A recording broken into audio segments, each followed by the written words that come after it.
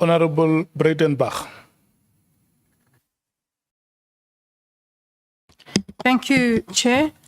Before I start, I will declare that I have known Advocate Batohi for many years.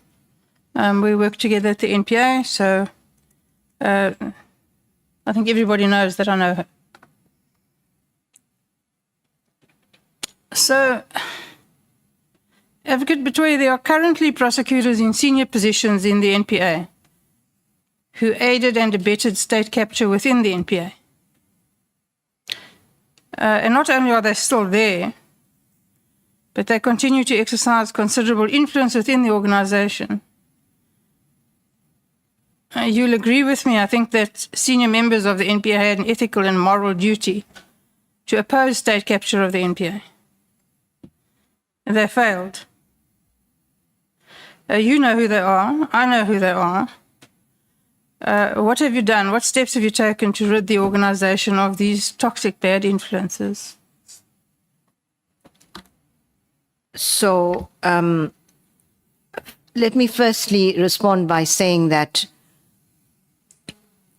from the very outset of my term, it has been a priority to do exactly that, to ensure that there's consequences for prosecutors who were errant and who did not uphold their oath of office and constitutional mandate, acted contrary to that. A number of the prosecutors that are implicated are currently facing disciplinary processes. And I do want to say here again that it is a sense of immense frustration as a national director that these processes take so long. The NDPP cannot interfere in labor processes. And it is extremely frustrating that those disciplinary processes have taken a year or 2 years maybe now, and they're still not complete. And there are various reasons for it. So I can't take that any further. I certainly hope we are doing what we can. I've spoken to the evidence leader to try to fast track those processes. But of course, labor manages those processes. It is a frustrating thing for the national director not to be able to, you can't get involved in those processes. You're also aware that Advocate Chauke has been suspended, and there is an inquiry into his fitness to hold office that will commence on the 17th of November. That's on Monday. I did recommend to the president just over 2 years ago that he be suspended, and now the inquiry is proceeding. Thank you. I'll come back to well, let me do it now because you've mentioned Advocate Chauke. So you asked the president 2 years or so ago to suspend him, obviously for good reason. Took the president 2 years to do so. Do you still hold the view that you articulated earlier that that the executive supports the National Prosecuting Authority and that they have you have unfettered support and no influence or interference? Well, look, what I do know is that after the president received my recommendation, he requested another legal opinion, or his office. I'm not sure it was him or his office, but I know that another opinion was sought, and the matter was between the president's office and the Department of Justice. What I can say is when the current minister took office, I would say it was less than a month that she was in office that she got this matter back on track. Are you suggesting that the previous minister was less than keen? No, I'm not saying he was less than keen. I'm saying there was a delay in that time, well, for whatever the reason is, but there was certainly a delay. The conclusion is ineluctable then that it's the previous minister who was the holder. If you don't want to say it, it's fine, I will. And I'm saying it. I don't have any reason to come to that conclusion. Yeah, right. Yes, but Chauke is not the only person that we're both talking about now. There are the prosecutors who insisted on, for instance, the Cato Manor prosecutions in the face of no evidence whatsoever. Nothing has happened to them yet. The disciplinaries are we're told in the Post. And they're not the only ones either. There are more. Sorry, Chair, through you. I should have completed my answer. The IDAC is also investigating these matters, and there has been considerable progress in the matters. So I don't want to say anything more at this stage. So what would your view be with regard to the state capture of the National Prosecuting Authority and DPPs and senior ones at that, who took the view at the time, openly, that they wanted to keep their jobs and they weren't prepared to, as they said, make waves, not prepared to oppose the capture of the NPA? What would your view of that be? It's no prosecutor should do that. It goes against your oath of office, your mandate to agree and go along with supervisors. It's difficult who are acting in a way that is not in line with their oath of office. And in my regional visits to prosecutors recently, I've made it very clear to them that if you are in that situation where your superiors, the leadership, is doing something that goes against your oath of office, you must respectfully disagree to go along with something that goes against your oath of office. Respectfully. But you do not go along with it because it's your supervisor that is influencing you. It's unacceptable for a prosecutor. It goes against all our code of conduct, our policies. It, in fact, could amount to a crime. Well, I want to suggest that you look closer to home and look in the ranks of your deputy national directors. You'll find who I'm talking about. I'm sure you know who I am talking about. Don't, I'm happy to tell you. Do you know? I know who you're referring to, yes. Good. So look closer to home. I'm not aware of evidence against him. Oh. Okay. Well, I'm telling you, he said it to me.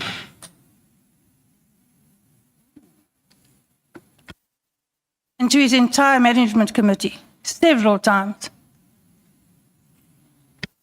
Then I would say it's unacceptable. I see. But he's the acting national director in Rodney de Kock's place. Continues to live a charmed life. I beg your pardon? Continues to live a charmed life.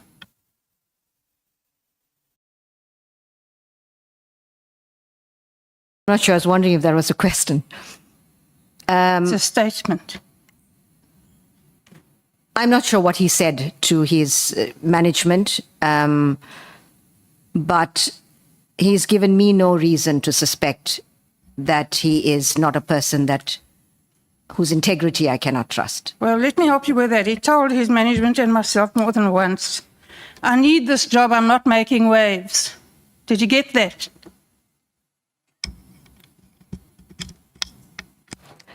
That's unacceptable conduct. Good.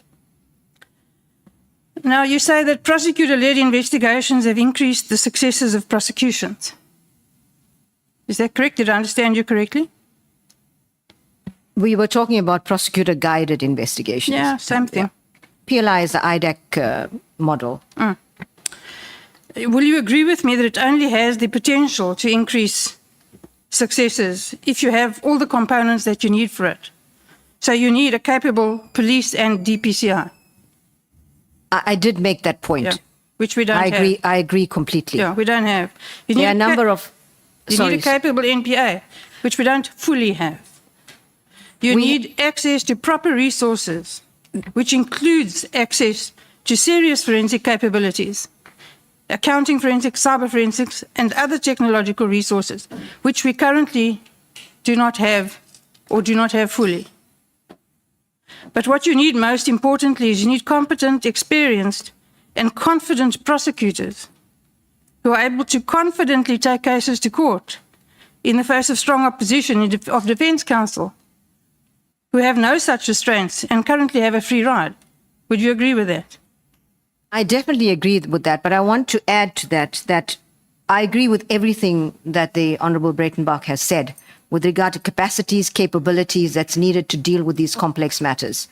We did a capability review in the NPA, and we found that we have extremely competent, skilled prosecutors who can prosecute, should I say, traditional crimes extremely well. Yes. But the reality is that with complexity of corruption, cybercrime, we do lack the skills. And that's one of the reasons why we have also been employing the use of Section 38 Counsel to fill the gap that we have precisely for that, whilst we try to build capacity and capability in these fields within the NPA. And there's a lot of initiatives that are happening to deal precisely with that. Well, I'm relieved to hear that. So I agree with you fully that the capacity to prosecute, again, without being disparaging, prosecute traditional crimes is there. And let there be no misunderstanding. I think there are thousands of prosecutors who go to work every day and do their best under very trying circumstances. That includes the police and everybody else. It's not a lack of trying. It's a lack of capacity. And this kind of capacity is not learnt in a book. You can't get a note from Justice College on it. I agree with you. It comes with a certain level of training, but experience as Yes. well in these types of cases. And the sad reality is that the prosecution, the NPA was not prosecuting these complex matters before 2019. So the capacity was not, in fact, there was a deliberate attempt not to deal with many of these matters. One of the things I did when I took office was to say that the SCCU, we need to do an audit of all the cases in the SCCU to remove the cases that should go to the normal regional courts so that the SCCU focuses on the types of cases that it was meant to focus on. And so that was part of the process. But of course, when you have prosecutors that are not prosecuting these matters, then it comes with experience. So we've been trying to actually fill that gap in capacity through various ways. Well, the SCCU was never instituted or set up to prosecute traditional cases. That's It's never right. been part of its mandate. So if they were doing that, there should be consequences for those prosecutors who allowed that to happen.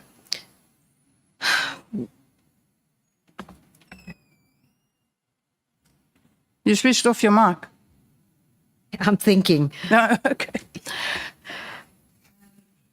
It was just that it was the culture in the NPA at the time where, you know, prosecutors also chasing figures and statistics for Parliament also leads them to take, because you got to take more, produce more numbers. The criteria, intake criteria is different. So there were a whole range of reasons why prosecutors were not being unethical, but they were doing the easy cases. Let's put it that way. And so one of the things I did say is that even to Parliament, that the SCCU numbers might drop. And that is because we are now focusing on the more complex cases. But I agree completely that, you know, the SCCU was never intended to be doing those kinds of cases. But that is a lot of what it ended up doing, which was the result, which was the cause for the audit when I took office. Yeah, well, the SCCU was set up to be exactly that, a specialized commercial crime unit. And doing ordinary cases hardly requires a specialist prosecutor. So they should be marched out and shot at dawn for allowing that to happen. It's a disgrace. So you and I differ somewhat on our interpretation of the Glenister 2 judgment. And you hold the view, I believe, and correct me if I'm wrong, that that IDAC is independent, sufficiently. Adequately independent, that's correct. Okay, yeah. So you were around when the Scorpions were disbanded. And you know what the gutting result of that was. For many people, for prosecutors, for policemen, for the NPA. And it was a day of great celebration for the corrupt and for the connected. And the reason they were disbanded was they went after particularly politicians, correct? Including politicians, yes. Yeah. And they were disbanded with relative ease, 51% of votes in the National Assembly. You remember? I can't remember the percentage. 51. Well, that's all they needed was Yes, I 51%. agree. And with IDAC, where it's currently housed within the NPA, will you agree with me that all that's required is, again, 51%? So what kind of protection is that? What kind of independence is that? What security of tenure is that? Why I raised the issue and said that the one benefit of Chapter 9 institution is the fact that a 2/3 majority is required. And I think that that should be an amendment that would require a 2/3 majority for removal of an IDAC head or a national director, which will actually address that, I agree, that point. And you'll agree with me then that the independence that was envisaged by the Constitutional Court is not satisfied with IDAC as it currently is situated. Because of that reason, can we disband it tomorrow? I don't agree, because if we look at the Glenister decision in terms of what exactly adequate independence means, I think as far as the NPA is concerned, I mentioned earlier, there are very, very few prosecuting authorities in the world where they are completely separated from the executive. Most of them have some line of reporting to the executive. And so that is why I say it's adequate independence. The issue of the operational and financial independence is another matter. But if you look at the STIRS criteria that Glenister dealt with, specialized, we are actually now making sure that we get the specialist capacities. Now One day in the future, yeah? Well, we have to build it up, and we're trying to be innovative in terms of how we bring in the specialized capacities, whilst we're trying to address the scourge of corruption. You don't have it today. Pardon me? The fact is you don't have it today. No, we have a number of prosecutors in the IDAC that can do this job, and we are also hiring Section 38 lawyers to ensure that we boost this capacity to do these cases. So in that sense, we do have the capacity to deal with the cases, specialized, whether it's internal or external. Trained is, we are, many of them, because I say they have the capacity and the skills, means they are in fact trained, but we don't have enough of them. And so we need to get more of them. Independence, I think, as I've explained it, there's adequate independence. You're never going to get prosecuting authorities, of very few in the world, that are completely outside of the executive. So one way of addressing your challenge is to amend the legislation to make it a 2/3 majority, which will help with the security of tenure and enhance the independence. And then resources it's the last criteria. And there again, we have, we've been getting support from the government in terms of budget to get the resources that we need. But there's still specialized resources that come very expensive, but we are doing what we can to get the necessary resources into the IDAC. And to emphasize that, again, the IDAC has a number of cases already in court, enrolled, which shows that they are getting cases to court. We must not forget that it's only been it's a year since the IDAC became permanent, and it's post-COVID, it's about 4 years since we really started turning things around in the NPA. And so what they've achieved in those 4.5 years maybe, and in the last year, I agree. I, as a national director, am also not, is the one disappointment that we couldn't move faster in this regard. But there were so many reasons why we're not able to. But there are a number of cases, and I want to emphasize, as I mentioned earlier, some of the key Gupta lieutenants are in court. We're one of the few jurisdictions in the world where we have CEOs, CFOs, ex-presidents, members of boards that are in court at the moment facing various charges. And so, I can name the Gupta lieutenants, but I don't think it's necessary. They're already in court.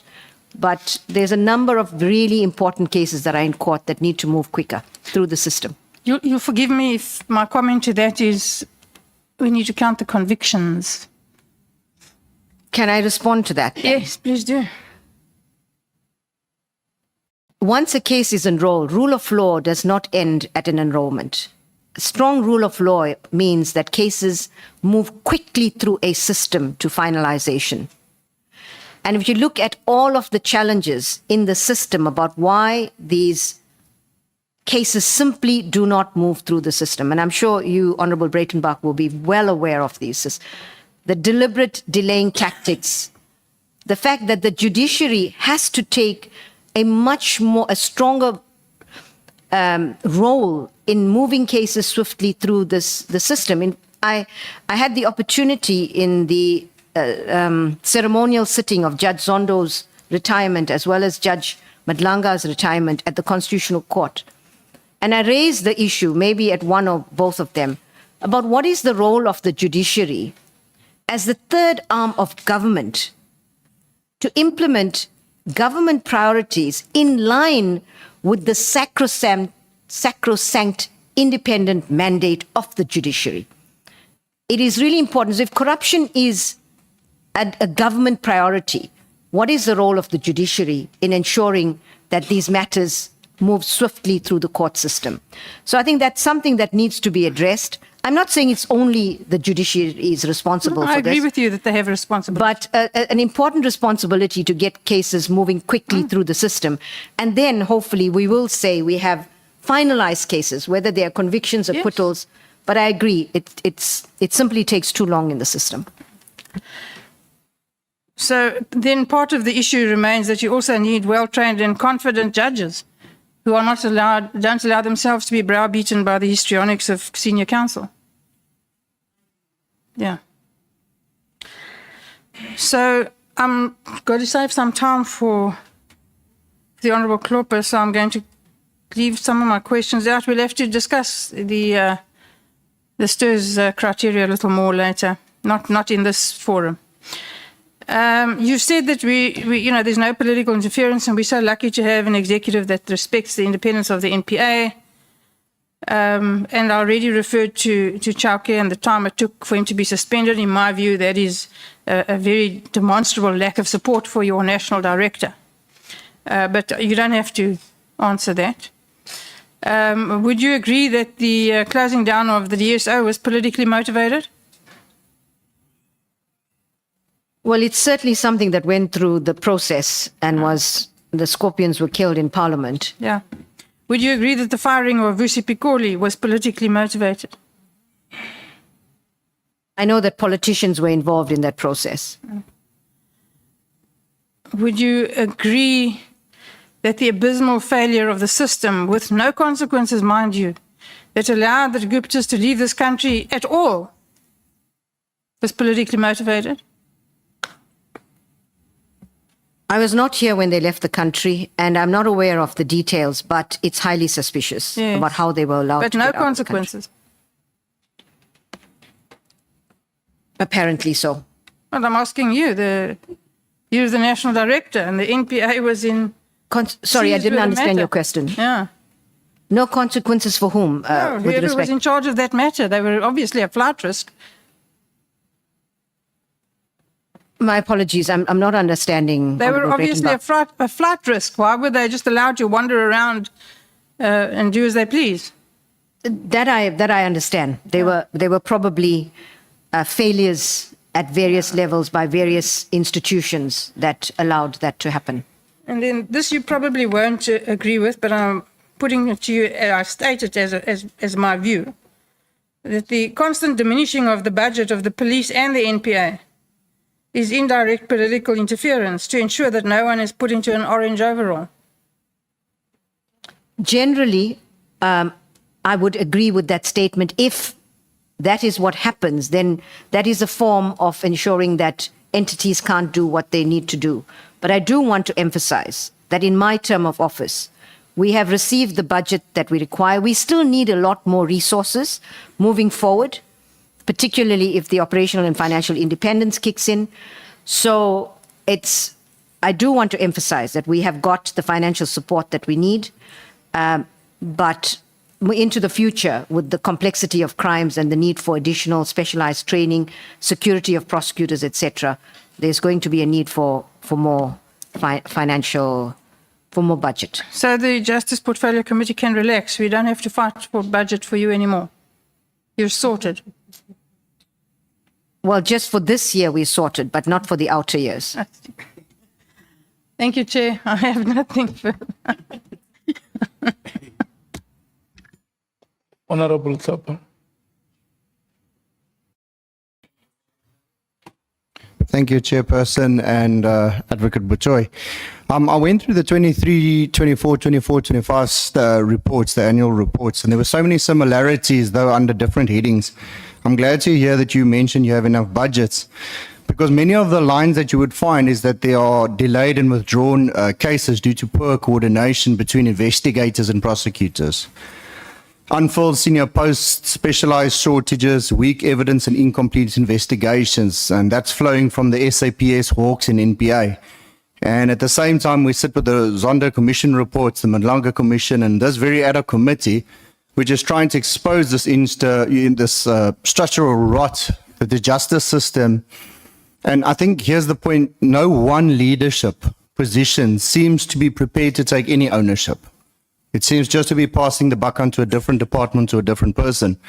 Advocate Batohi, how do you explain after 2 consecutive annual reports, and I mean, you know there's many years that follow those, that the same operational failures with no measurable improvements in coordination, capacity, and conviction outcomes, especially when we refer to the high-level corruption? Honorable Klopper, I can say it's not just 2 years. These challenges have been going on for decades. And it is a frustration that these systemic problems cannot be dealt with. I've come back and I was a DPP in KwaZulu-Natal from 2000 to around 2009. And I say to prosecutors, the same problems that we had then still persist in the system. And that is why, as you know, the importance of this hearing, of this committee, is to properly understand what are the challenges in the system, why are we still having these problems, and what do we need, what kind of policy interventions, legislative interventions do we need to ensure that the system can work better? Because clearly when it's dependent on people cooperating together, and we do it, it works well in some areas, it doesn't work so well in other areas, but it doesn't work. I gave the example of FATF earlier on, where we worked exceptionally well in a coordinated way. So these are not just challenges over 2 years. They are challenges that persist in a system that is, for various reasons, not able to deal with them. Whether it's lack of leadership, whether it's lack of training, various reasons. But they are hugely systemic issues that needs to be addressed by this committee. I agree with you, Advocate. I just mentioned the 2 years just for a direct comparison. Within your leadership structure, then who is directly accountable for implementing the corrective measures promised in every single report? And have any consequences followed the failure to resolve any of these recurring weaknesses? Because we sit with the reports in the committees, we read them, they come with the reforms, but it never gets done. And by your own admission now, it's been years and years upon years. It will be, Honorable Klopper, it will be easier for me to understand that if, with respect, I understand exactly what the issues that Honorable Klopper is referring to, because a number of issues that were raised, and we've put in place a number of interventions. We have a Deputy National that's head of Strategy Operations Compliance. We have a head of our DDG Corporate Services head. So depending on what the issues, and of course we have Deputy National Directors that are dealing with these issues. So specific issues I can try to address in terms of what we're doing to address some of those challenges. But there were a number, and I don't have the annual report in front of me, my apologies. But we are definitely trying to work with the police, a whole lot of training interventions to try to get better standard of investigations, to get prosecutors better capacitated, to get cases to move through the system quicker. I sat with General Labia to say to him, you know, we have the PGI model, but it doesn't help if police are still reporting to him, prosecutors are still reporting to the NPA. We need to sit down together and get a common report.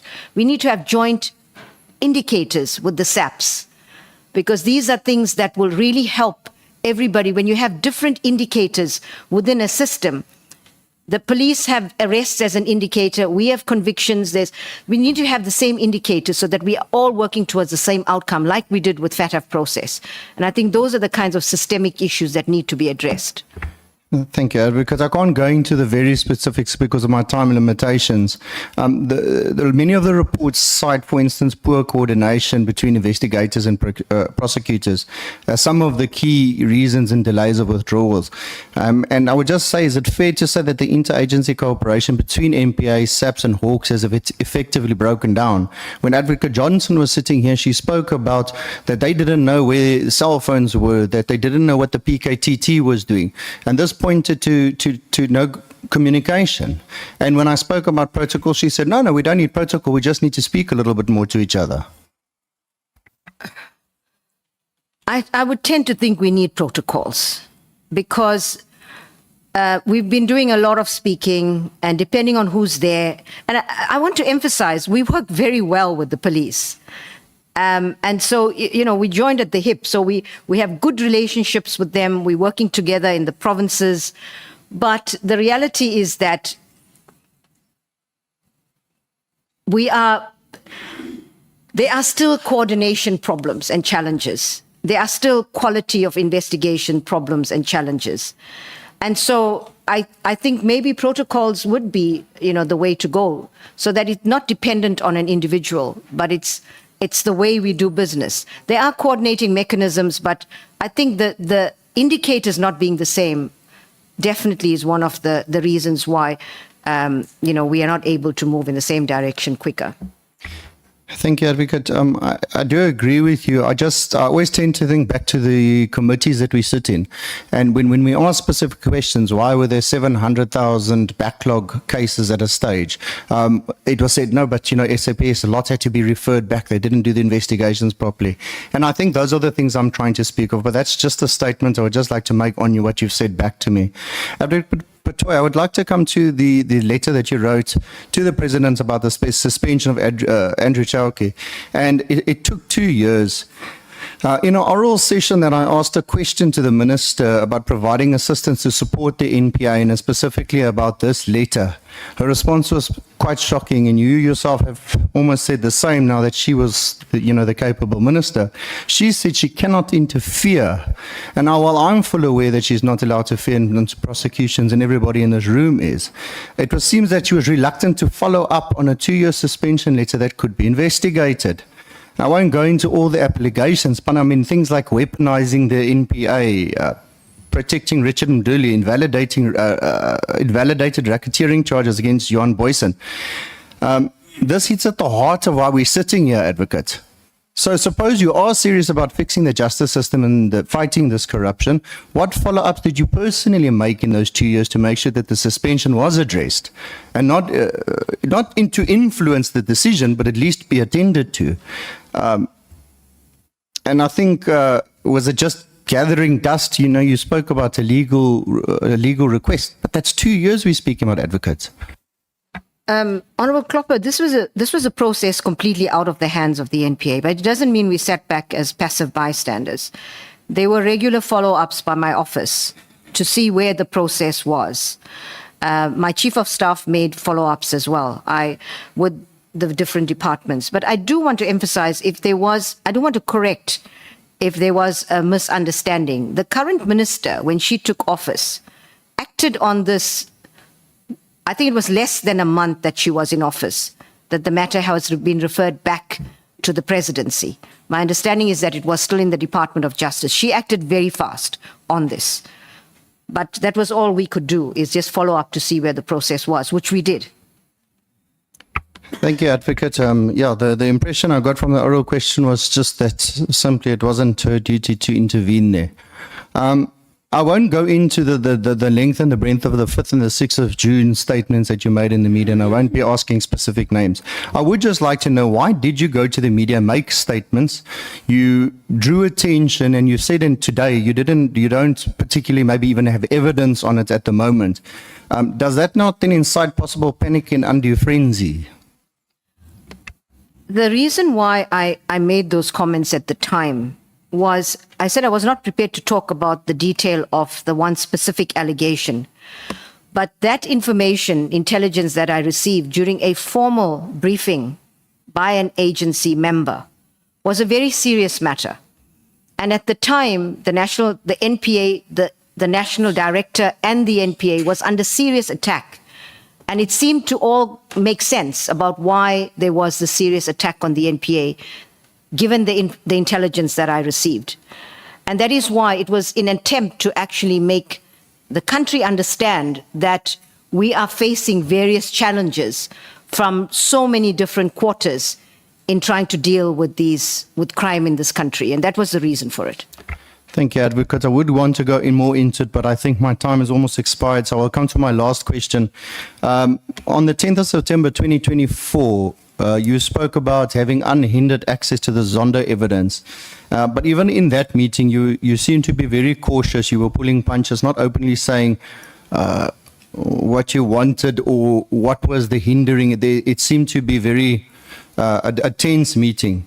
So I would just ask you plainly, Advocate Batohi, is this hesitation because of internal interference within your organization, or is it because of external interference from the department you fall under?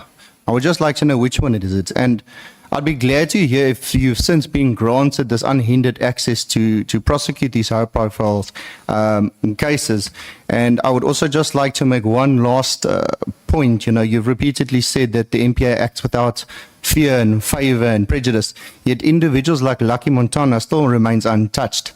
And I don't know if that's because of these Zondo Commission reports that are still inaccessible.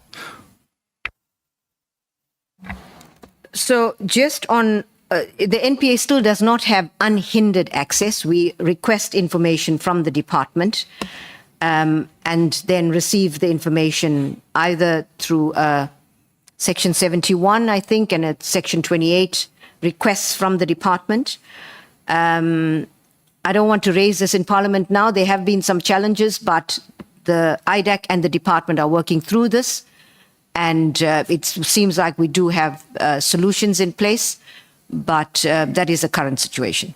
Sorry, are you saying that you had challenges getting unhindered access? Is that what you mean? We don't have unhindered access. The access that we get, well, it's through a request process at the moment. We get information. But my understanding is that there is the IDAC and the mechanism are talking to allow IDAC to get better access to the database. Advocate, I remember that meeting quite vividly. You were emphatically clear in that meeting that you can't ask for information you don't know is there, and hence was the reason for that unhindered access.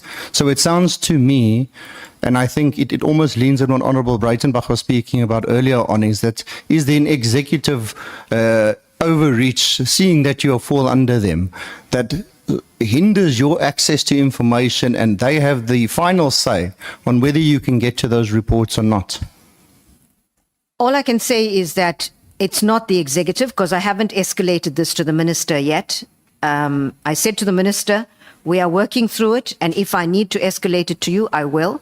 I haven't done that yet. As I said, the IDAC, you are right. You know, you can't ask for something that you don't know exists. So we are trying to find a way with the department to ensure that the IDAC is able to have direct access, that IDAC people, my understanding is that there's been an arrangement that members from IDAC will be able to go into the system, but they're putting that in place, and I haven't had any feedback. This is a recent development, and hopefully that will work. Thank you very much, Advocate. And I really hope that you do get it right, because we are sitting in the crisis we are because of things like that. It's one thing. It's one of the cogs in the wheel that is causing the country to be where we're at.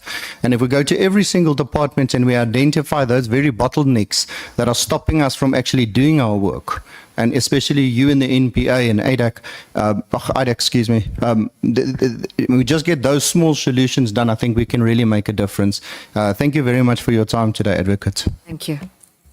Thank you so much, Honourable Breytenbach and Honourable Chopper. The list of follow-ups start with Honourable Shongwe, National Council of Provinces, and Honourable Mani from the MKP is a member of the National Assembly. Thank you so much. Can I note the hands, Honorable Shongwe, Honorable Ngola, Honorable Sangoni, Honorable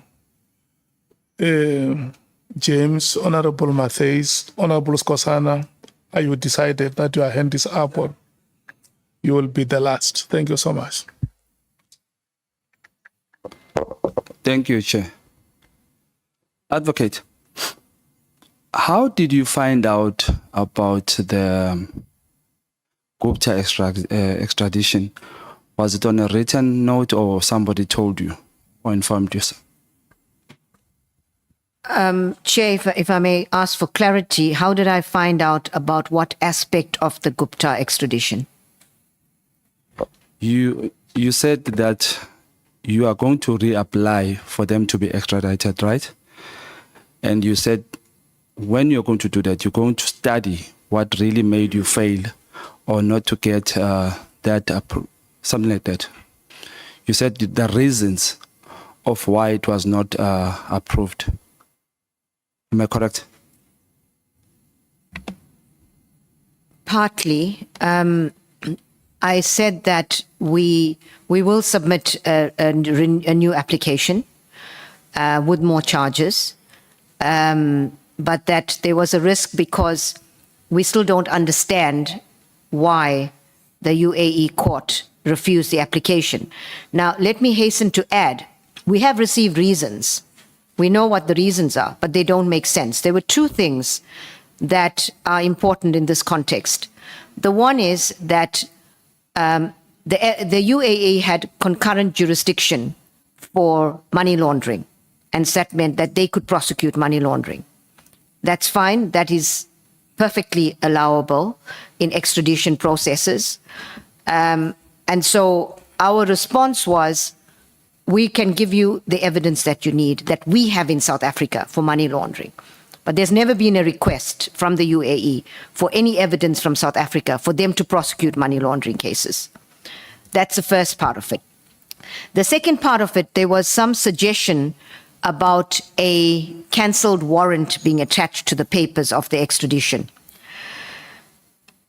We are not sure why the UAE authorities attached a cancelled warrant to the papers, but we do know that there was a cancelled warrant. And the reason for a cancelled warrant was that initially there were certain exchange control contraventions that are not crimes in the UAE that were included in our warrant. And my understanding is that it was removed and therefore one warrant had to be cancelled and there needs to be a new warrant. Generally, when these kind of technical issues come up in an extradition process, it would be referred back for that technicality to be corrected. But in this case, the court saw fit to decline the request. That being the case, we will still submit a new application as soon as possible. Okay. You know, the fake it until you make it statement is starting to make sense to me by Andre Johnson, the head of IDAC, which you were asked on a certain interview, what's your take on it? And your answer was that she was motivating her staff. But let me read to you a judgment by the court when we are speaking about the suggestion. This was not a suggestion, it was a judgment. It said, whereas regarding extradition request for the fraud charge, Article number 3/9 of the extradition agreement stipulated that the extradition request must be submitted by a copy of arrest warrant, whereas in accordance with the submitted document, the attached arrest warrant issued for the fraud crime is cancelled accordingly. The extradition conditions for this crime were not fulfilled. Further down it says, whereas the submitted documents did not include any arrest warrant against the person to be extradited for the corruption crime, accordingly, the extradition conditions for this crime were not fulfilled. So that was a judgment. The one that you say is a suggestion. If I can comment on that. So, as I said, there was an issue with the warrant. Generally, when these kind of technical requirements are not met in extradition processes, the court will refer it back for that to be rectified. In this particular case, that didn't happen. It was declined. And if the court had referred it back to rectify it, we would have complied with that requirement. And as I said, we're not sure because the final set of papers is put together by the prosecution in the UAE. Although a team from South Africa, a team of prosecutors did go to the UAE to make sure that our papers were in order before the final set of papers were put together. So this is from since March 2023 till now. So this is since from March 2023 till now, nothing has happened. As I said, from the time of the decision, we have actually been working really hard to make sure that there are more charges in addition to the one. All right, thank Sorry, you. if I may finish, in addition to the ones that we put together. And I do want to emphasize that our prosecutors traveled on a number of occasions to work with the prosecutors in UAE to make sure that our papers were in order. Thank you, Chair. But you are aware that this judgment was 2023 March. I'm aware of that. Thank you, Chair.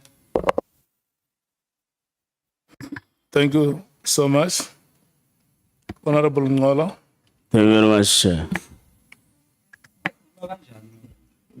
And NPA, is it your evidence that requesting information from the Department of Justice and Constitutional Development in line with the Commissions Act is a hindered access? Sorry, Honorable Member, I didn't get the full I am saying, import. is it the evidence of the NPA before this committee that requesting Zondo Commission information from the Department of Justice in line with the Commissions Act is a hindered access? I'm not sure about the part you see, in line with the Commissions Act, my understanding is, and I'm not sure what part of the Commissions The Act. Commissions Act actually says the custodian of Is the commission department. work is in the Department of Justice. That is correct. Yeah. In So terms- is you complying with the Commissions Act a hindered access? Well, it's an access by way of requesting the department for So information. that's what you call the hindered access. Well, I suppose it could be termed in that way because we don't have access directly into the database. But I want to add that there have been recent discussions between the IDAC and the department where they have reached some agreement about IDAC investigators getting better access. So No, but NPA, I want you to take us to how is requesting information from the department in line with the law a hindrance? When we say unhindered access, I fully understand that the department is the custodian of the information from the Zondo Commission. And that is why at the time although there was an original agreement that the entire database will be sent to the NPA, we realized that the department is a custodian. So that is a correct process. But we need to find a way of, within that context, the IDAC getting the information that it needs from the Zondo database. Okay, the department committed to train and give full access pins and other things to prosecutors so that it makes it easy for you to access that information. Has that been done? There was some training that was done. That is correct. Some IDAC investigators were trained.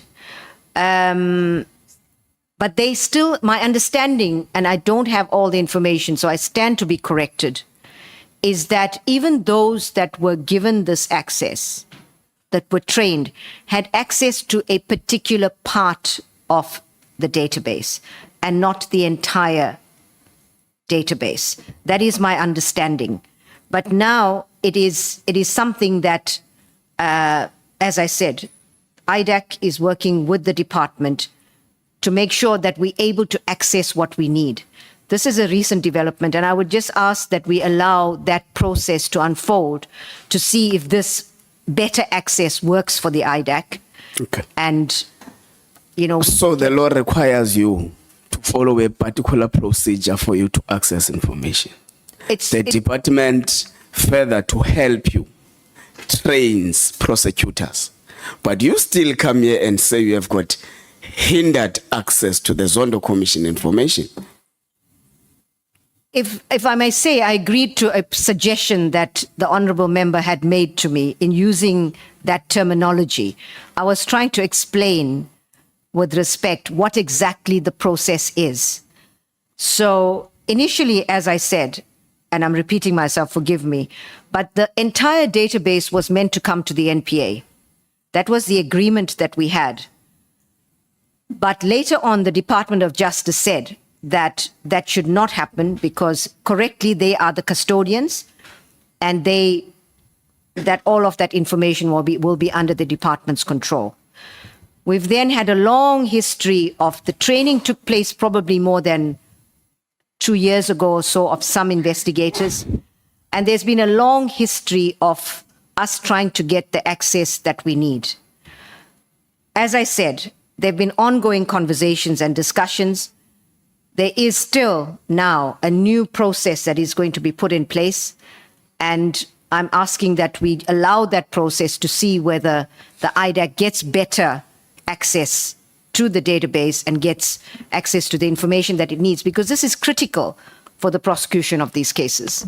Does the NPA have an appreciation that the information is not only meant for the NPA, but it's meant for all the law enforcement agencies of the country? Thank you, Chair.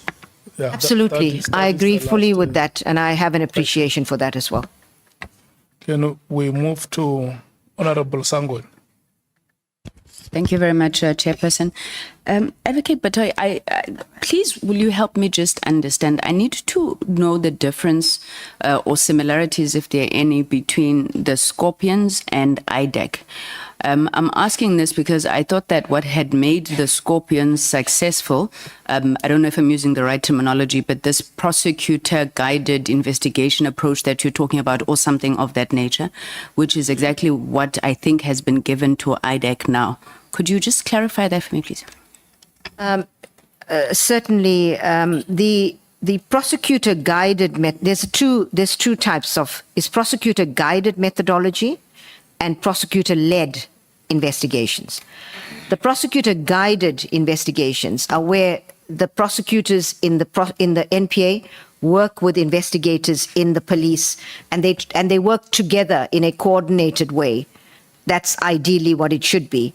In order, prosecutors guide investigations, but the investigators are from the police. The prosecutor-led model is the IDAC model, where investigators, prosecutors, and other disciplines that are needed fall under one structure. That's prosecutor-led investigations, and that is the model of the Scorpions as well. The difference is that it's the same model, but the Scorpions had a much wider mandate in that they also investigated organized crime and high-level complex economic crimes. The IDAC mandate is restricted to certain types of corruption and other forms, related crimes, as per the Act. That is essentially the difference. Okay. So would I be correct then? I think I'm drawing from this discussion that I'm following up on the Scorpions. So if the Scorpions were disbanded because they were chasing politicians, I paraphrase, right? They were disbanded because they were chasing politicians. Then you go and you take exactly the same model that was a success in the Scorpions. You give that mandate to IDAC. You give them cases where largely the expectation is that you'll have, politicians, high-profile people in the cases coming out of state capture. Would that not mean that this government has taken a decision to go to exactly where the challenge was as it relates to state capture, create a model that works in the same way as the Scorpions in order to strengthen the fight against corruption, and even specifically corruption that is seen to implicate politicians? I think you're right, Honorable Sangoni. And the danger of that is if politicians feel threatened by the success of a unit, they would want it shut down. So that is a threat and a risk. And I heard you how you're saying we must respond to it. But I think the point that I'm driving is... Paraphrase, so I'm using your term. Sorry. No, I get you. And I get you how you said it must be protected, right? But for all intents and purposes, those wrongs or the wrong that was done, the original sin against the Scorpions, to a certain extent is being addressed by the establishment of IDAC. If I understand your question correctly, Honorable Sangoni, are you saying that the part of the mandate of the Scorpions is the mandate of the IDAC and the methodology is the same? Am I getting it right? I just want to understand your question, please. You see, I don't want to get the president into trouble by saying he re-established the Scorpions, right? But if the Scorpions, you said there may be political interference. So if the Scorpions were disbanded because they were chasing politicians, by creating an IDAC that you give a mandate to look at corruption, to look at state capture cases, basically where the politicians are, and then you give it the same methodology of operating which had proven to be effective in the Scorpions, then to a certain extent you've tried to right whatever wrong was done by the disbandment of the Scorpions as it relates to the chasing of politicians. I would broadly agree with that suggestion.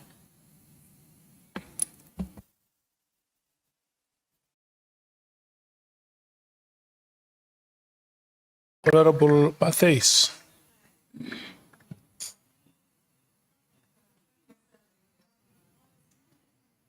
Are you asking the follow-up or are you forfeiting the opportunity? Mine is advocate.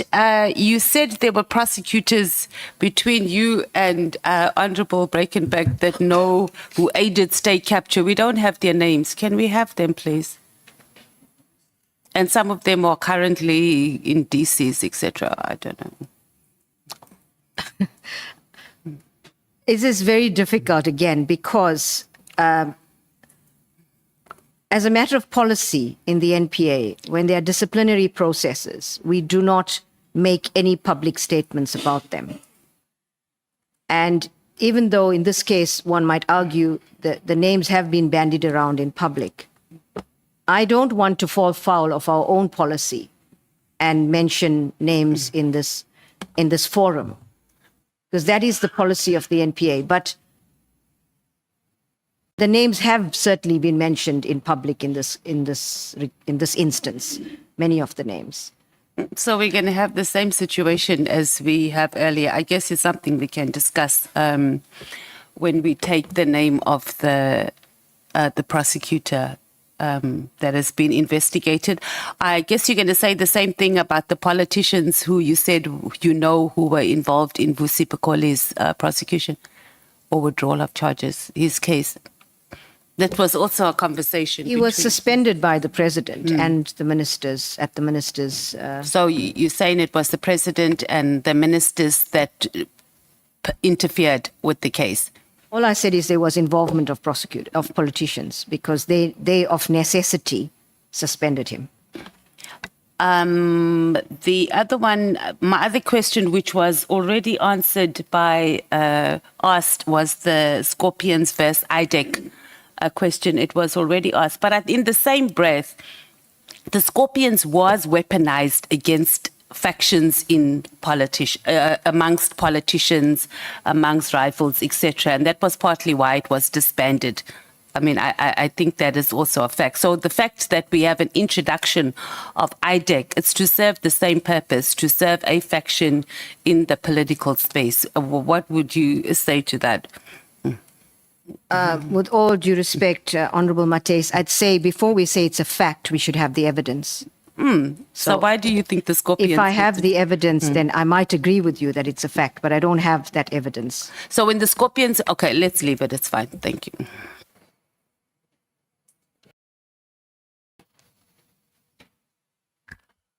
Thank you so much. Can we